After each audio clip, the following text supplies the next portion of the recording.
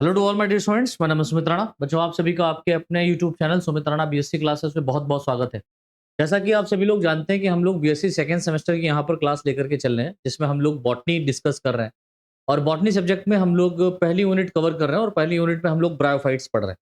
तो ब्रायोफाइट्स के अब तक के हम लोगों ने 3 लेक्चर कवर किए हैं, जिसमें अभी हमारा क्लासिफिकेशन चल रहा है। ठीक है? तो जो वर्गीकरण का बचा हुआ पोर्शन है, इस लेक्चर 4 के अंदर हम लोग क्लासिफिकेशन के बचे हुए पोर्शन को कवर कर लेंगे। इसीलिए यहाँ पर देखिए लिखा हुआ है वर्गीकरण सेकंड पार्ट। ठीक है? ये पार्ट सेकंड है। जैसा कि मैंने प्रीवियस क्लास में आपको बताया था कि जो क्लासिफिकेशन दिया गया है ब्रायोफाइट्स के, वो डिफरेंट वैज्ञानिकों ने अलग-अलग समय पर आकर के दिया। ठीक है? लेकिन बाद में कुछ वैज्ञानिक, जो 2 वैज्ञानिक स्पेशली थे, उन लोगों ने क्या किया था, यहाँ पर ब्रायोफाइट को करीबन 3 क्लासेस में, मुख्य 3 क्लासेस में डिवाइड किया, जिसमें हिपेटिकॉप्सिडा की बात करी, एंथोसीरोटॉप्सिडा की बात करी और ब्रायोप्सिडा की बात करी। तो हिपेटिकॉप्सिडा अपन लोगों ने कवर कर लिया था प्रीवियस लेक्चर में ही। आज की क्लास में हम लोग बाकी की जो बची हुई क्लासेस हैं, उन क्लासेस के बारे में डिस्कस करेंगे। तो पहली जो हमारी यहाँ पर क्लास थी हिपेटिकॉप्सिडा, जिसमें लिवर वर्ड्स को रखा गया था, उसके फीचर्स, उसमें क्या-क्या चीजें हैं, है ना? वो सब हम लोगों ने देख लिया था। कौन-कौन से एग्जांपल्स रखे गए थे, वो देख लिए थे। आज हम लोग का ये सेकंड क्लास रहेगा और ये सेकंड क्लास बेटा हमारा है एंथीसीरोटॉप्सिडा। मैंने क्या बताया? एंथोसीरोटॉप्सिडा। ठीक है? इसको ऐसे पढ़िएगा, एंथो अलग पढ़िए, सीरो अलग पढ़िए, टॉप्सिडा अलग पढ़िए। तब आप कहेंगे सर एंथोसीरोटॉप्सिडा हमारी सेकंड क्लास। ठीक ठीक है? एंथोसीरोटॉप्सिडा में जितने भी ब्रायोफाइट्स को रखा गया है, इन्हें हॉर्न वर्ड्स के नाम से भी जाना जाता है। अब आप कहेंगे सर हॉर्न वर्ड कहने का मतलब क्या होता है ना? हॉर्न वर्ड कहने का मतलब क्या होता है बच्चों? तो हॉर्न वर्ड कहने का मतलब होता है बेटा कि जैसे मान लो ये इसका थैलस पाया जा रहा है। ठीक है? क्या पाया जा रहा है इसका? थैलस पाया जा रहा है। और इस थैलस के ऊपर, मान लो ये थैलस पाया जा रहा है और इस थैलस के ऊपर आप देखेंगे कुछ इस तरीके से संरचनाएं पाई जाती हैं, हॉर्न के तरीके से। हॉर्न मतलब क्या होता है बेटा? सींग, है ना? हॉर्न के तरीके से संरचनाएं पाई जा रही है इस थैलस में। तो इस थैलस में आप देख रहे हैं ये मिडरिब है, जहां पर वेंट्रल सरफेस या डॉर्सल सरफेस आप देखेंगे, ये वेंट्रल सरफेस है, इसके पीछे वाली डॉर्सल सरफेस है। और ये क्या निकले हुए बेटा? हॉर्न निकले हुए, सींग नुमा संरचनाएं निकली हुई है। इसीलिए इन सभी ब्रायोफाइट्स को हम क्या कहते हैं बेटा? हॉर्न वर्ड्स के नाम से जानते हैं। ठीक है? तो इन्हें हॉर्न वर्ड्स के नाम से भी जाना जाता है, पहली बात, एंथोसीरोटॉप्सिडा के सदस्यों को। दूसरी बात याद रखिएगा कि एंथोसीरोटॉप्सिडा ब्रायोफाइटा की एक छोटी क्लास है। ठीक है? एंथोसीरोटॉप्सिडा की बात करें तो ये ब्रायोफाइटा जो हमारा डिवीजन है, ये बहुत बहुत छोटी क्लास इसकी है। और इसमें 6 जीनस व इसकी लगभग 300 स्पीसीज को रखा गया है। तो इसमें करीबन करीबन 6 जीनस को रखा गया है। कितने जीनस है बेटा? कितने वंश है? 6। और इन 6 वंशज में कितनी स्पीसीज है? 300 स्पीसीज को अब तक खोजा जा चुका है। ठीक है? तो इनको यहाँ पर क्या किया गया? रखा गया। अब इसमें से भी बहुत जो मुख्य है वही हमको पढ़ना है। नेक्स्ट जो यहाँ पर देखिए लिखा हुआ है, इस ग्रुप के प्लांट की बॉडी थैलस के समान होती है। ये जो ग्रुप है ना? एंथोसिरोटॉप्सिडा की अगर हम लोग बात करें या इस क्लास की हम बात करें, इस क्लास के या ग्रुप के प्लांट की जो बॉडी होती है वो थैलस के समान होती है, जिस पर स्केल्स एब्सेंट होते हैं। इस पर स्केल्स बेटा नहीं पाए जाते हैं। ठीक है? लेकिन राइजोइड्स पाए जाते हैं। ठीक? क्या पाए जाते हैं बेटा? राइजोइड्स पाए जा रहे हैं। इससे पहले लिवर वर्ड्स में हम लोगों ने देखा था कि स्केल्स और राइजोइड्स दोनों प्रेजेंट थे। राइजोइड्स कैसे हैं यहाँ पर? तो राइजोइड्स यूनिसेलुलर और अनब्रांच है। जैसे कि हिपेटिकॉप्सिडा के अंदर भी जो राइजोइड्स थे वो यूनिसेलुलर और अनब्रांच थे, वैसे ही यहाँ पर भी राइजोइड्स कैसे होंगे बच्चों? यूनिसेलुलर और अनब्रांचड ही होंगे। लेकिन खास बात क्या है कि एंथोसिरोटॉप्सिडा क्लास के अंदर किसी भी प्रकार के स्केल्स प्रेजेंट नहीं होते हैं। लेकिन वही अगर हम लोग हिपेटिकॉप्सिडा की बात करें, लिवर वर्ड्स की बात करें, तो वहां पर स्केल्स पाए जा रहे थे। और स्केल्स कैसे थे बच्चों? मल्टी सेलुलर थे। ठीक है? मल्टी सेलुलर थे। याद आ रहा है कि नहीं? नहीं याद आ रहा है तो प्रीवियस क्लास जरूर देखिएगा, तभी आप सारी क्लासेस को कंपेयर करके पढ़ेंगे तो बेहतर तरीके से आपको ब्रायोफाइट के क्लासिफिकेशन को समझ में आ जाएगा। ठीक है? कोई दिक्कत नहीं आएगी। नेक्स्ट पॉइंट देखिए साथियों, लिखा हुआ है हॉर्न वर्ड्स का स्पोरोफाइट फुट और कैप्सूल से मिलकर के बना होता है। विशेष बात क्या है? फुट और कैप्सूल। यहाँ केवल आपको फुट मिलेगा और कैप्सूल देखने को मिलेगा। और इसमें सीटा क्या होता है बेटा? एब्सेंट होता है। वही मैंने आप सभी को जब लिवर वर्ड्स बताया, मैंने क्या बताया था बेटा? लिवर वर्ड्स की बात करी थी। तो लिवर वर्ड्स में आप लोगों ने देखा था कि जो यहां पर, अगर हम लिवर वर्ड्स की बात करते हैं, लिवर वर्ड की बात करें, तो यहां पर 2 सदस्य मैंने लिए थे स्पेशली। ठीक है? एक था रिक्सिया। तो रिक्सिया में बच्चों आप लोगों ने देखा था, मतलब हिपेटिक ऑप्सिडा की हम बात कर रहे हैं, हिपेटिक ऑप्सिडा, याद आ रहा है कि नहीं? हिपेटिक ऑप्सिडा की बात करें तो रिक्सिया में केवल और केवल क्या पाया जाता है बेटा? कैप्सूल पाया जाता है। यहाँ पर फुट और सीटा, है ना? फुट और सीटा नहीं पाया जाता है। लेकिन रिक्सिया के साथ-साथ मार्केंशियलीज स्पीशीज में या फैमिली में एक और सदस्य रखा गया है, जिसका नाम है मार्केंशिया। क्या है बेटा? मार्केंशिया। याद आ रहा है? मार्केंशिया में आपने देखा था कि यहाँ पर फुट, है ना? सीटा और कैप्सूल, फुट, सीटा और कैप्सूल तीनों ही पाए जाते हैं। याद आ रहा है? लेकिन अपवाद स्वरूप एक्सेप्शनल केस क्या था लिवरवर्ट्स में कि जो रिक्सिया है इसमें केवल कैप्सूल पाया जाता है, फुट और सीटा एब्सेंट होता है। लेकिन आप अगर बात करें किसकी? एंथोसिरोटॉप्सिडा की, तो यहां पर आप साथियों देखेंगे कि फुट और कैप्सूल तो प्रेजेंट है, लेकिन यहां पर सीटा प्रेजेंट नहीं होता। तो ये एक विशेष बात है दोनों क्लासेस की, तो आप इस बात को याद रखिएगा। इसके बाद में जो ब्रायोप्सिडा क्लास है उसमें तीनों ही डेवलप फॉर्म में प्रेजेंट रहता है, ठीक? मतलब फुट, सीटा, कैप्सूल तीनों पाया जाता है। आगे देखिए हॉर्नवर्ट का स्पोरोफाइट इसके गैमेटोफाइट पर पूरी तरह से डिपेंड नहीं होता। लिवरवर्ट्स में याद करो, मैं कंपेयर करके इसलिए आप लोगों को पढ़ाते हुए चल रहा हूं कि आपको दिक्कत ना हो किसी बात। आप लोगों ने लिवरवर्ट्स में देखा था, लिवरवर्ट में क्या देखा था कि जो इसका गैमेटोफाइट है ना, गैमेटोफाइट, वो कंप्लीटली डिपेंड रहता है, कंप्लीटली डिपेंड रहता है किस पे बेटा? स्पोरो, सॉरी, जो इसका स्पोरोफाइट है, उल्टा बोल गया, जो इसका स्पोरोफाइट है, ठीक है, वो कंप्लीटली वो कंप्लीटली डिपेंड रहता है किस पे बेटा? गैमेटोफाइट पर, है ना? गैमेटोफाइट पर। For what? फॉर फूड, है ना? For food, water and habitat, इसी के लिए तो पाया जाता भैया, भोजन के लिए, पानी के लिए और आवास के लिए। ये पूरी तरीके से क्या रहता है? डिपेंड रहता है किसके ऊपर? लिवर वर्ड्स के गैमेटोफाइट पर ही। लेकिन यहां पर आप देखिए हॉर्नवर्ट्स का जो स्पोरोफाइट है, ये गैमेटोफाइट पर पूरी तरीके से डिपेंड नहीं रहता, या सेमी पैरासाइट फॉर्म में पाया जाता है, ठीक? गैमेटोफाइट के फॉर्म, गैमेटोफाइट जो होता है, गैमेटोफाइट पर स्पोरोफाइट पूरी तरीके से डिपेंड नहीं होता। मतलब जो स्पोरोफाइट है ये इसकी छोटी स्टेज है, और ये स्टेज गैमेटोफाइट पर पूरी तरीके से डिपेंड नहीं रहती लिवरवोर्ट्स के तरीके से। लेकिन एक ऐसा होता है सेमी पैरासाइट होता है, सेमी मतलब अर्ध परजीवी, है ना? मतलब क्योंकि इनका जो स्पोरोफाइट होता है वो फोटोसिंथेटिक यानी प्रकाश संश्लेषी होता है। अगर आप यहाँ पर देखें, कंपेयर करें लिवरवर्ट्स और हॉर्नवर्ट्स की, अगर हम लोग बात करें, हॉर्नवर्ट्स की बात करें, तो हॉर्नवर्ट्स में बेटा आप देखेंगे कि जो इसका स्पोरोफाइट है, क्या है बेटा? स्पोरोफाइट है। ये स्पोरोफाइट कैसा है? सेमी पैरासाइट है, सेमी पैरासाइट है। किसके ऊपर?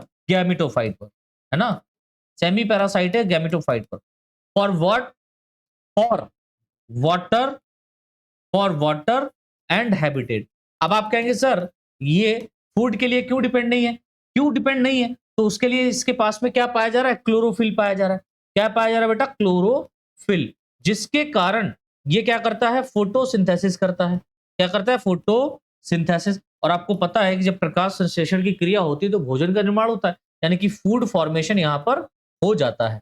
तो आप देखेंगे ये बात अगर एग्जामिनर आपसे पूछे तो आप कह दीजिएगा कि सर देखिए जो स्पोरोफाइट सेमी पैरासाइट इसलिए है क्योंकि ये भोजन के लिए यानी कि फूड के लिए डिपेंड नहीं रहता किस पर? गैमेटोफाइट पर, लेकिन पानी और हैबिटेट के लिए रहता है। अब आप कहेंगे सर भोजन के लिए क्यों डिपेंड नहीं रहता? तो आप कहेंगे सर इसके पास में क्लोरोफिल पाया जाता है, जिसके कारण ये प्रकाश संश्लेषण की क्रिया करता है और फूड का निर्माण कर सकता है, भोजन का निर्माण कर सकता है। इसीलिए इसीलिए हॉर्नवर्ट्स का जो स्पोरोफाइट है वो गैमेटोफाइट पर सेमी पैरासाइट के रूप में पाया जाता है। समझ में आया? यहां तक क्लियर हुआ बच्चों?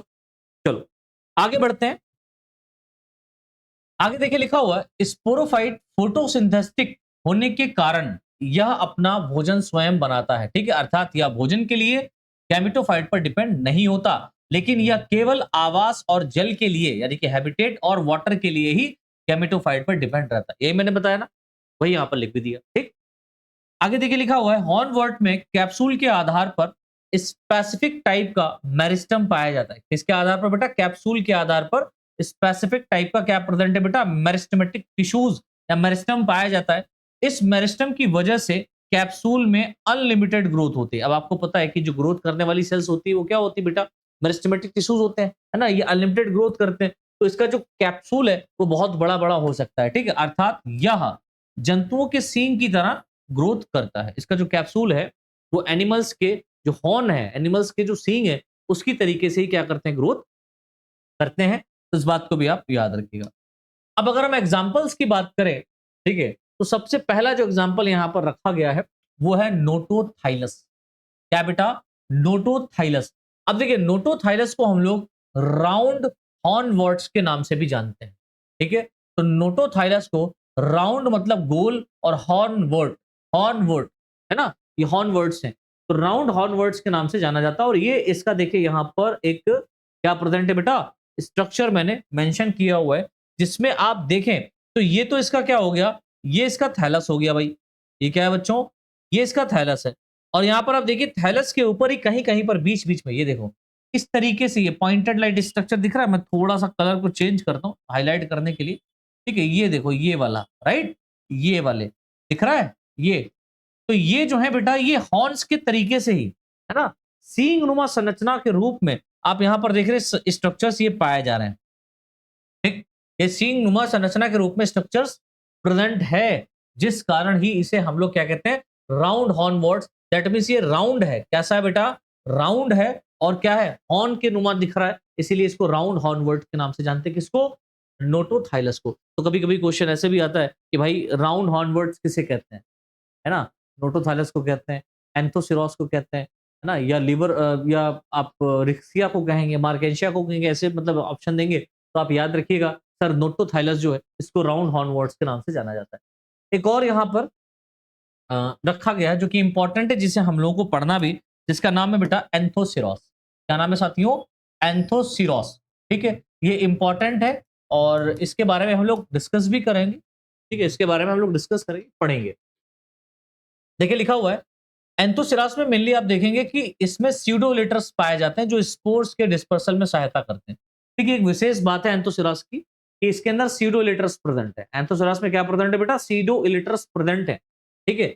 जिसके कारण अब इलेटर्स क्या होते हैं, इलेटर का मेन फंक्शन होता है इसका एक मेन फंक्शन क्या होता है, एक प्रकृति होती है इलेटर्स की कि ये सिकुड़ सकते हैं और फैल सकते हैं। सिकुड़ने और फैलने की प्रकृति को हम क्या कहते हैं बेटा, हाइग्रोस्कोपिक नेचर कहते हैं, हाइग्रोस्कोपिक नेचर। और इस हाइग्रोस्कोपिक नेचर के कारण, ठीक है, जो स्पोर्स हैं वो क्या किए जाते हैं, थ्रो आउट किए जाते हैं, फेंके जाते हैं कैप्सूल के अंदर से।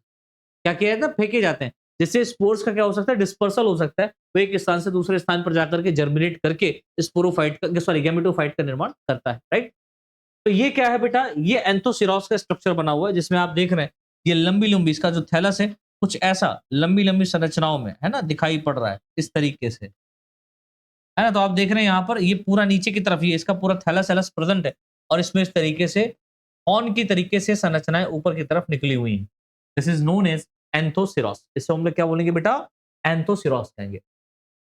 तो जो हिपेटिकोप्सिडा क्लास हमारी है, इसके बाद में हमने लोगों ने क्या देखा, एंथोसिरोटॉप्सिडा के बारे में देखा, जो कि छोटी क्लास है।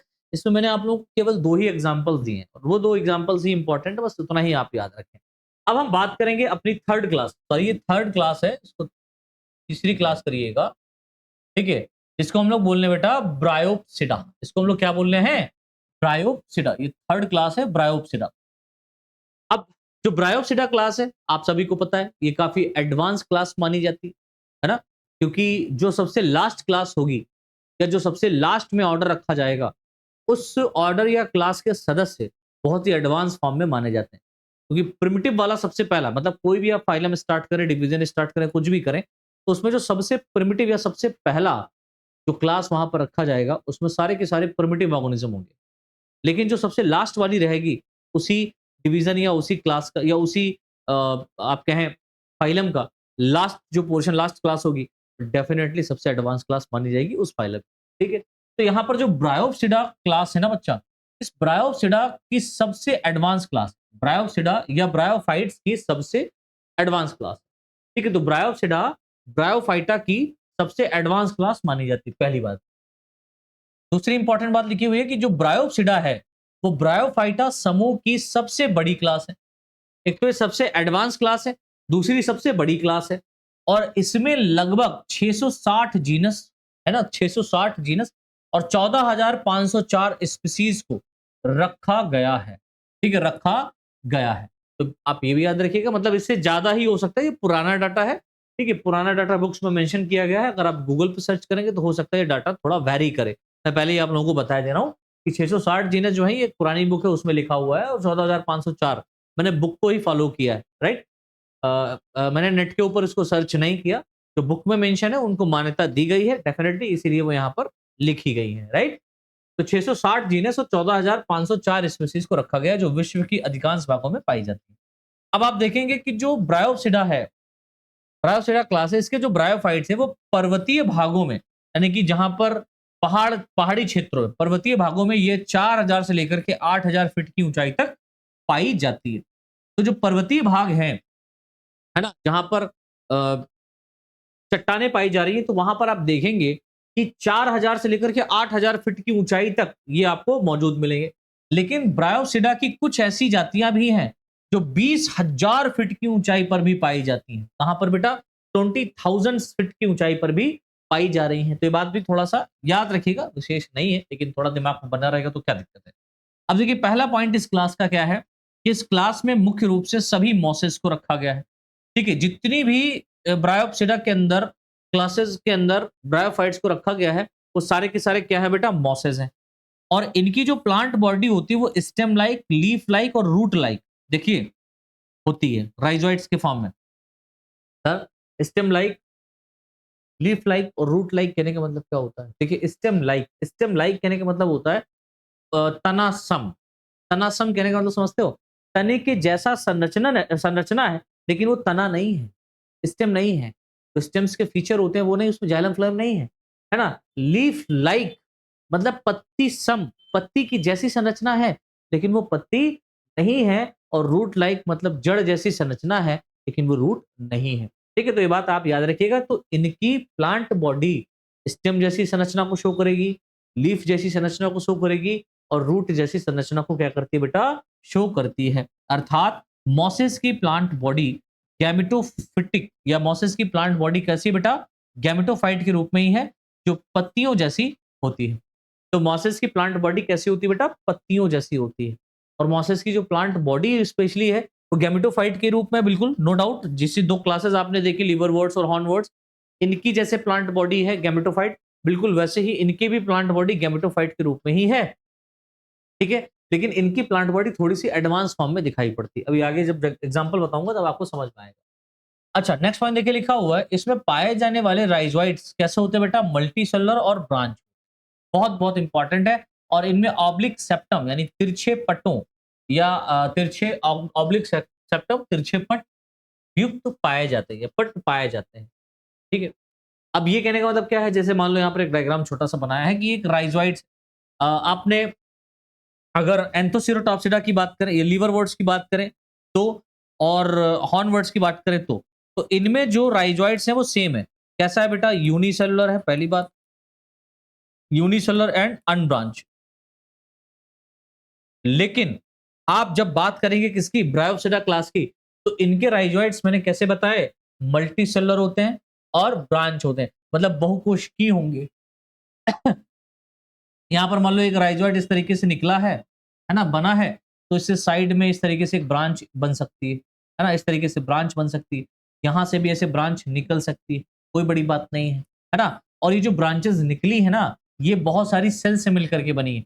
इस तरीके से जो सेल का अरेंजमेंट यहाँ पर है वो ऑब्लिक फॉर्म में है, यानी कि इनके अंदर जो सेप्टम पाया जा रहा है, भाई ये तो ब्रांच है। और ये जो सेप्टम आप देख रहे हैं, ये सेप्टम कैसा है बेटा? ऑब्लिक सेप्टम के रूप में है। और बहुत सारी सेप्टम्स के प्रेजेंट होने के कारण ये बहुत सारी कोशिकाओं में विभेदित हो जाती हैं, डिफरेंट टाइप की सेल्स में, मतलब डिफरेंट सॉरी सेल्स के रूप में दिखाई पड़ती हैं, इसलिए इसको हम लोग मल्टी सेलुलर कहते हैं। इसलिए क्या कहते हैं बच्चों? मल्टी सेलुलर कहा जाता है। तो राइजोइड्स के बारे में थोड़ा सा समझ लिया आपने। अगर आपसे राइजोइड के बारे में लीवरवर्ट्स, हॉर्नवर्ट्स और ब्रायोप्सिडा की बात करें, है ना, मॉसेस की बात करें, लीवरवर्ट्स, हॉर्नवर्ट्स और मॉसेस की बात करें, तो तीनों के अंदर आपको डिफरेंस पता है। भाई लीवरवर्ट्स और हॉर्नवर्ट्स के जो राइजोइड्स होते हैं वो यूनिसेलुलर और अनब्रांच, मतलब एक कोशिका का ही बना होगा, और अनब्रांच किसी प्रकार का ब्रांच नहीं होता है। लेकिन वहीं अगर हम लोग मॉसेस की बात करें तो ये multi cellular, branched, multi cellular, branch, और जो इसके अंदर सेप्टम मिलते हैं वो ऑब्लिकली प्रेजेंट होते हैं, तिरछे पट पाए जाते हैं, है ना। तो ये भी एक इसका विशेष फीचर है, याद रखिएगा। एक देखिए विशेष बात यहाँ पर लिखी गई है कि गैमेटोफाइट का जो लीफ लाइक होना, है ना, गैमेटोफाइट का लीफ लाइक होना बहुत बहुत विशेष, इस बात को याद रखना। पूरे प्लांट किंगडम में ये बात स्पेसिफिक इसीलिए मानी जाती है क्योंकि ये पॉइंट इसी ब्रायोफाइट्स में ही पाया जाएगा स्पेशली। तो गैमेटोफाइट का लीफ लाइक होना मॉसेस का एक स्पेसिफिक कैरेक्टर होता है। गैमेटोफाइट का लीफ लाइक होना, गैमेटोफाइट का मतलब क्या होता है, जो गैमेट को प्रोड्यूस करे।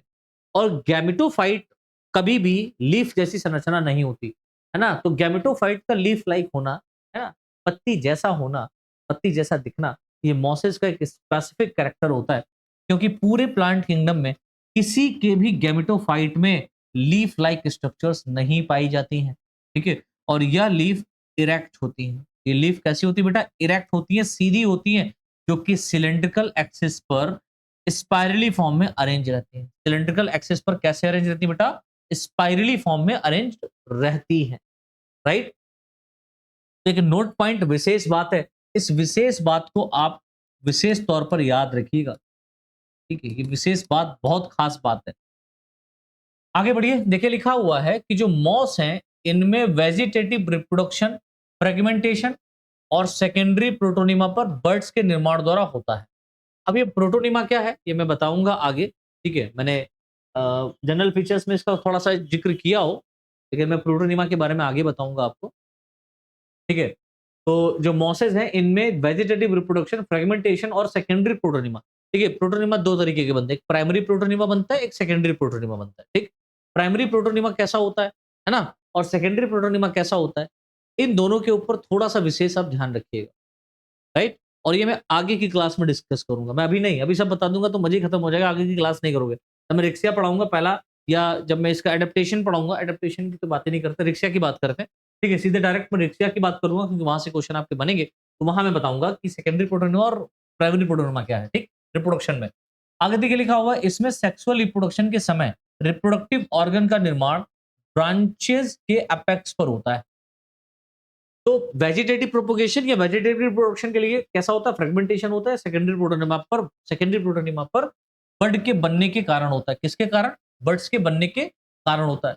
और अगर आप सेक्सुअल रिप्रोडक्शन की बात करें तो सेक्सुअल रिप्रोडक्शन के समय जो रिप्रोडक्टिव ऑर्गन होंगे, मतलब जो गैमीट प्रोड्यूसिंग ऑर्गन होंगे, रिप्रोडक्टिव ऑर्गन कहने का मतलब क्या हुआ भैया, गैमीट प्रोड्यूसिंग ऑर्गन, क्या हो गया, गैमीट प्रोड्यूसिंग ऑर्गन की अगर आप बात करें तो गैमेट प्रोड्यूसिंग ऑर्गन जो होगा इनका निर्माण ब्रांचेस, जो शाखाएं हैं, उसके अपेक्स पर, उसके एंड पर होता है, ठीक है, उसके शीर्ष पर होता है। और मॉसेस का स्पोरोफाइट भी हॉर्नवॉर्ट्स की तरह सेमी पैरासाइट होता है, अर्थात यह भी प्रकाश संश्लेषी होता है। मैंने बताया ना। अब एक बात याद रखिएगा, लिवर वर्ड्स, है ना, हॉर्नवर्ड्स और मॉसेस। तो लिवर वर्ड्स का जो यहाँ पर स्पोरोफाइट होगा, स्पोरोफाइट होगा, वो कैसा होगा बेटा, लिवर वर्ड्स का स्पोरोफाइट पूरी तरीके से पैरासाइट फॉर्म में पाया जाता है, totally depend on gametophyte, right. लेकिन आप अगर बात करें हॉर्नवर्ड्स और मॉसेस की, तो इनके जो स्पोरोफाइट्स होते हैं ये सेमी पैरासाइट के रूप में पाया जाता है, मतलब डिपेंड तो है गैमेटोफाइट पर लेकिन पार्शियली फॉर्म में। फूड के लिए ये डिपेंड नहीं रहता, फूड अपना खुद बना सकता है स्पोरोफाइट, क्योंकि फोटोसिंथेसिस होगा इसके अंदर, प्रकाश संश्लेषी है तो भोजन बनेगा, तो फूड खुद बना सकता है। लेकिन फूड बनाने के लिए जो पानी की रिक्वायरमेंट है, जो स्थान की रिक्वायरमेंट है, वो गैमेटोफाइट प्रोवाइड करता है। तो उसके लिए ये दोनों ही क्या होते हैं, गैमेटोफाइट पर डिपेंड करते हैं, इस बात को याद रखिएगा। आगे देखिए लिखा हुआ है, ब्रायोफाइट में मॉस का स्पोरोफाइट हाईली डेवलप होता है, ठीक है। ब्रायोफाइट की अगर आप बात करें तो ब्रायोफाइट में जो मॉसेस का स्पोरोफाइट होता है ना, ब्रायोफाइट्स में मॉसेस का जो स्पोरोफाइट्स होता है वो बहुत ज्यादा डेवलप होता है, एवं इसमें स्पोर के डिस्पर्सल की विशेष विधि पाई जाती है, एक स्पेसिफिक मेथड, एक स्पेशल मेथड पाया जाता है। और मॉसेस का स्पोरोफाइट फुट, सीटा और कैप्सूल में बटा होता है। तो इसका जो आप स्पोरोफाइट देखेंगे वो कैसा होगा साथियों, फुट, मतलब इस तरीके से यहाँ पर ये क्या प्रेजेंट है बेटा, फुट प्रेजेंट है, और इस तरीके से ये सीटा निकलता है, फुट सीटा, और यहां पर इसके अपेक्स पर क्या बनता है बेटा, कैप्सूल बनता है। तो फुट, सीटा और कैप्सूल, इन तीनों में क्या होता है बेटा, इसका फुट लीफ लाइक होता है इस तरीके से, ये फ्यूनेरिया का स्ट्रक्चर बना हुआ है, राइट। इस तरीके से आप देखेंगे कि जो स्पोरोफाइट है वो फुट, सीटा और कैप्सूल में डिवाइड रहता है, गैमेटोफाइट नहीं स्पोरोफाइट। चलो एग्जांपल्स देखते हैं। तो एग्जांपल में सबसे पहला एग्जांपल हमारा है फ्यूनेरिया। पहले जो आप 11 12th की क्लास किया करते थे, आज से जब न्यू एजुकेशन पॉलिसी लॉन्च नहीं हुआ था 18-19 से पहले, ठीक है, 2018-19 से पहले की बात मैं बता रहा हूँ, तब आपको ये फ्यूनेरिया पढ़ना पड़ता था प्लांट किंगडम में।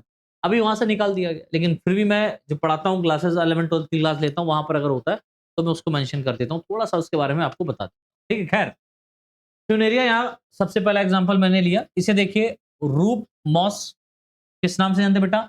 रूप मॉस, या इसे कॉर्ड मॉस या ग्रीन मॉस के नाम से जाना जाता है। ठीक, इसे रूप मॉस, कॉर्ड मॉस और ग्रीन मॉसेस के नाम से जाना जाता है। पहली बात आप याद रखिएगा, फ्यूनेरिया का कुछ रियल स्ट्रक्चर ऐसा दिखाई पड़ता है।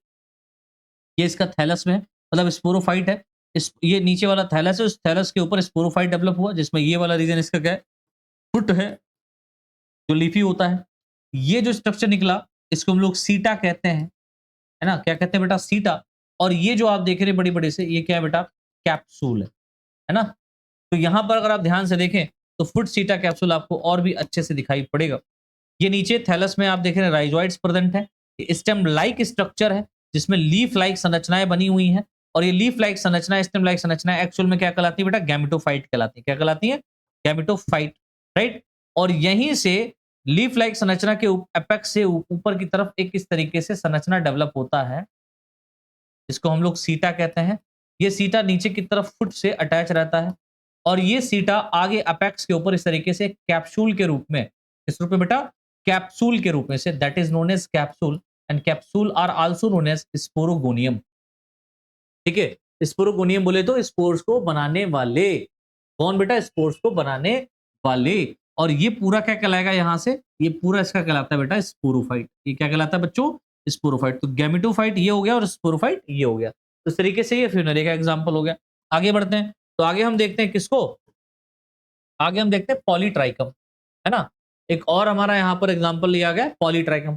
तो पॉलीट्राइकम को हेयर कैप मॉस के नाम से जाना जाता है। इसे हेयर कैप मॉस के नाम से जानते हैं।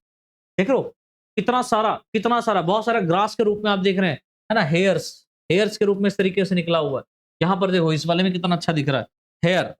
और कैप मॉस क्यों कह रहे हैं? क्योंकि देखो बीच बीच में ये अलग अलग स्टार शेप में अलग अलग रूप में आपको दिखाई पड़ रहा है ना?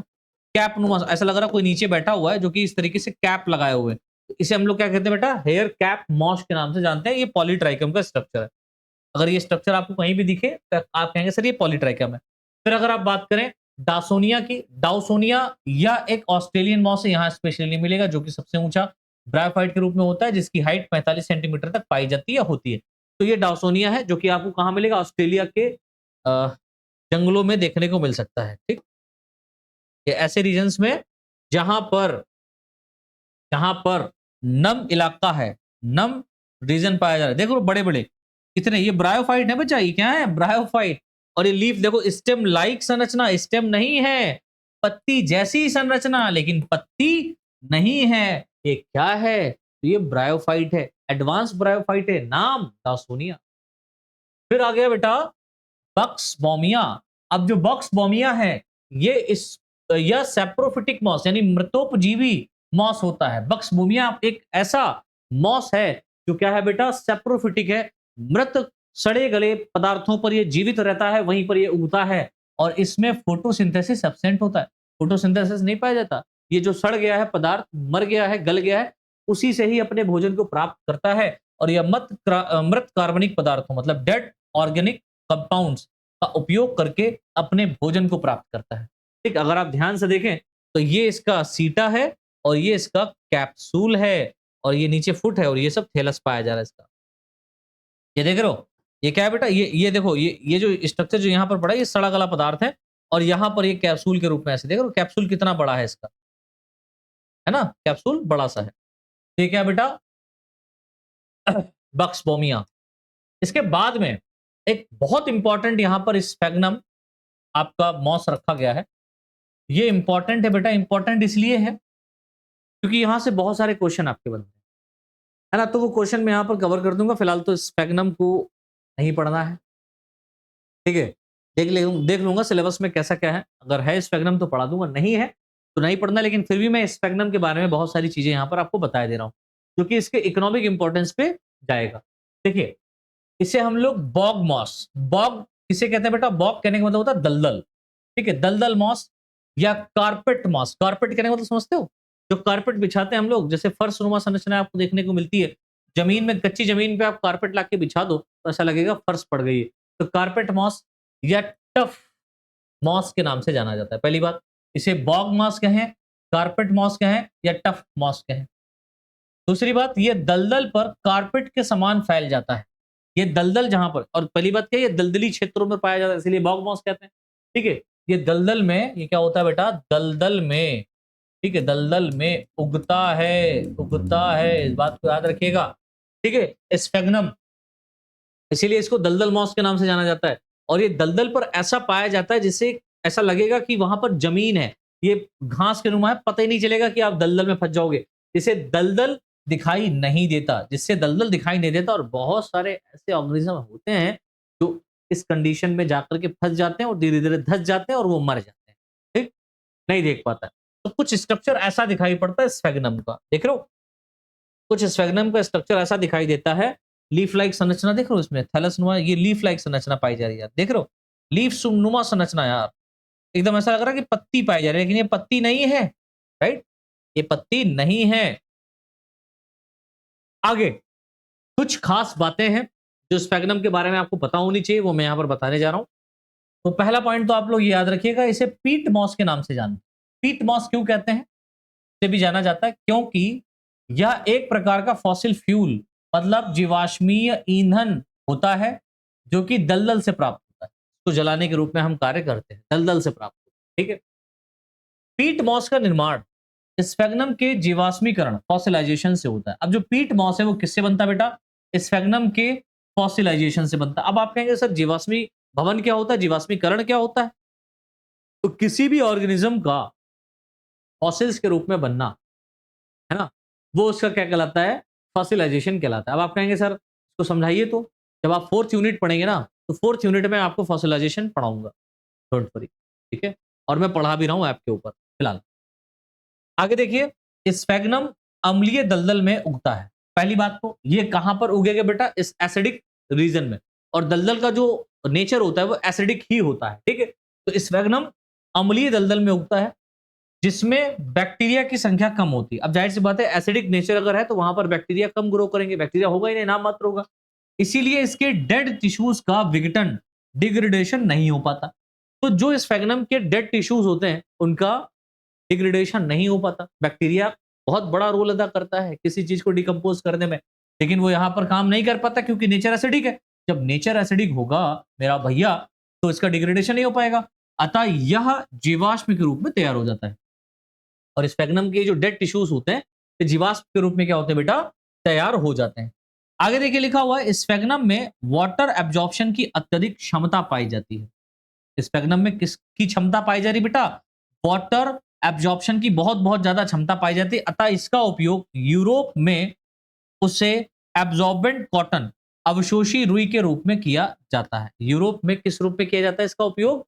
एब्जॉर्बेंट कॉटन के रूप में किया जाता है। कॉटन नहीं है लेकिन एब्जॉर्बेंट, मतलब पानी सोखने की बहुत ज्यादा क्षमता है, तो इसीलिए इसको एब्जॉर्बेंट कॉटन के रूप में यूज करते हैं। अच्छा, दूसरी बात, एक बात और भी है, जब मान लो ट्रांसपोर्टेशन में भी इसका यूज किया जाता है, जैसे मान लो कोई लिविंग ऑर्गेनिज्म को हम लेकर के आ रहे हैं, जैसे हम कोई एक प्लांट जो है वो किसी विदेशी, है ना, फॉरेन कंट्री से लेकर के अपने देश में आ रहे हैं, तो ये प्लांट कैसा हो जाएगा? एक्सोटिक प्लांट्स कहलाएगा। जाहिर सी बात है, विदेशी पौधा है, हमारे यहाँ पर नहीं ये उगता है, तो वहां से हम यहाँ इसको लेकर के आ रहे हैं। ऐसी बहुत सी प्रजातियां हैं पौधों की जो एक्सोटिक प्लांट के रूप में हमारे देश में आई हैं, है ना। तो मान लो यूरोप से ही हम कोई एक ऐसी प्लांट स्पीसीज जो अपने भारत लेकर के आना चाहते हैं, तो उसे यहाँ तक आने में बड़ा टाइम लगेगा, चाहे बाई प्लेन लेकर के आए, चाहे आप समुद्री इलाकों से लेकर के आए। तो होता क्या है कि जो स्फेग्नम है ना, इस स्फेग्नम के इसी पोर्शन को, डेड पोर्शंस को हम क्या करते हैं, फॉसिलाइजेशंस को क्या करते हैं, उठा करके उस प्लांट के, जो भी प्लांट जिसमें, अब जाहिर सी बात है मिट्टी में ग्रो करेगा, तो मिट्टी में पानी की कमी ना हो। अब जाहिर सी बात है जब आप लेकर के आएंगे समुद्री रास्तों से, तो हो सकता है 1 दिन 2 दिन 3 दिन लग जाए, तो इतना पानी नहीं होगा। उसमें बहुत सारी स्पीसीज लेकर के आ रहे हैं, बहुत सारा प्लांट लेकर के आ रहे हैं, बहुत सारा कंटेंट लेकर के हम आ रहे हैं, तो जाहिर सी बात है क्या है कि उसको गीला रखना है, तो हम क्या करते हैं, एक बार स्फेगनम को वहीं पे लगा दिया, मिट्टी में ही उसके साथ में जोड़ दिया और उसमें पानी डाल दिया। अब आप जाहिर सी बात है स्फेगनम में पानी एब्जॉर्ब करने की बहुत ज़्यादा क्षमता होती है, तो धीरे-धीरे क्या करता है, जितनी प्लांट को रिक्वायरमेंट होगी वो पानी यहाँ से एब्जॉर्ब कर लेगा, है ना? तो पानी जब एब्जॉर्ब कर लेगा तो इससे हम एक कुछ लिविंग ऑर्गेनिज्म को क्या करते हैं, ट्रांसपोर्टेशन में भी इसका उपयोग करते हैं। आगे मैं बताऊँगा जब इकोनॉमिक इंपॉर्टेंस पढ़ाऊँगा इसका, ठीक है? तो ये बेटा हमारा जो आज का लेक्चर था, इस लेक्चर में हमने जो दूसरा पोर्शन हमारा रह गया था क्लासिफिकेशन का, उसको हमने कर दिया है खत्म, ठीक है? उसको हमने कर लिया बच्चों खत्म। अब इसके बाद में हमारा एक नया टॉपिक स्टार्ट करेंगे, एक नया ऑर्गेनिज्म लेकर के आएँगे, जिसका नाम है रिक्सिया, जो लिवर वर्ड्स का एक बहुत-बहुत इम्पोर्टेंट, है ना? अ, ब्रायोफाइट है, उसको हम पढ़ेंगे और इसी तरीके से अगर आप लोग पढ़ना चाहते हो यार बच्चों, तो मैं आप लोगों से एक डाटा शेयर करना चाहूँगा कि ऐसे बहुत सारे बच्चे हैं, जिन्होंने हमारे चैनल को सब्सक्राइब नहीं किया और पता है इन साथियों की कितनी संख्या है? 64% के आसपास है। ये देख करके मेरा दिल यार भर आया कि 64% के आसपास कुछ ऐसे साथी हैं जो हमारे वीडियो लेक्चर्स को देखते हैं, लाइक करते हैं, सपोर्ट कर रहे हैं, सब कुछ है, लेकिन चैनल को सब्सक्राइब नहीं किया है। और 34% के आसपास या 36% के आसपास ऐसे साथी हैं, जिन्होंने हमारे चैनल को सब्सक्राइब कर रखा है। तो जिन्होंने चैनल को सब्सक्राइब कर रखा है, उन सभी को मैं बहुत-बहुत धन्यवाद देना चाहूँगा। हृदय की गहराइयों से आप लोग इतना सपोर्ट कर रहे हैं। और जिन्होंने नहीं कर रखा यार, मैं उन सभी से हाथ जोड़ के ये विनम्र निवेदन करता हूँ और करना चाहूँगा कि आप लोगों ने अगर अभी तक चैनल सब्सक्राइब नहीं किया तो कर लीजिए, बेल आइकन भी दबा लीजिए क्योंकि बहुत सारा कंटेंट अब यूट्यूब के ऊपर आपको यहाँ पर मिलने वाला है और इसी फॉर्म में मिलने वाला है, इसी तरीके से मिलने वाला है, तो ये कंटेंट आप तक सबसे पहले पहुँचे। और आपके चैनल को सब्सक्राइब कर देने से आपका मुझे लगता है कि कोई बहुत विशेष बेनिफिट नहीं है, लेकिन हाँ, इतना है कि आप डायरेक्ट हमसे कॉन्टैक्ट कर सकते हैं। राइट? हमसे कनेक्ट कर पाएँगे सॉरी, जब आप हमसे कनेक्ट कर पाएँगे तो जो भी हम वीडियो लेकर के आएँगे वो सबसे पहले पहुँचेगी, आपके मतलब की होगी तो आप उसको देखेंगे। और चैनल सब्सक्राइब कर देने से आपको कुछ नहीं बिगड़ रहा है, लेकिन हमारा बहुत-बहुत मनोबल बढ़ता है। आप ये समझिए एकदम बहुत ज़्यादा जोश में आ जाते हैं कि भाई इतने सारे साथी हमारे साथ में जुड़े हुए हैं, एक मोटिवेशन मिलता है और उस मोटिवेशन को बनाने के लिए आप चैनल को सब्सक्राइब करके बेल आइकन ज़रूर दबा लीजिए साथियों। मिलते हैं नेक्स्ट लेक्चर में, नेक्स्ट जोश के साथ में और नए कंटेंट के साथ में। बहुत बेहतर तरीके से यहाँ पर हम आप लोगों को पढ़ाने का प्रयास कर रहे हैं कि भाई आपके दिमाग में वन शॉट वीडियो क्लास में ही पूरी की पूरी बात समझ में आ जाए। नहीं आती तो दोबारा से एक बार लेक्चर को ज़रूर देख लीजिएगा और लेक्चर अगर लाइक नहीं किया तो लाइक करके अपने साथियों के साथ में शेयर ज़रूर कर दीजिएगा। तब तक के लिए जय हिंद, जय भारत।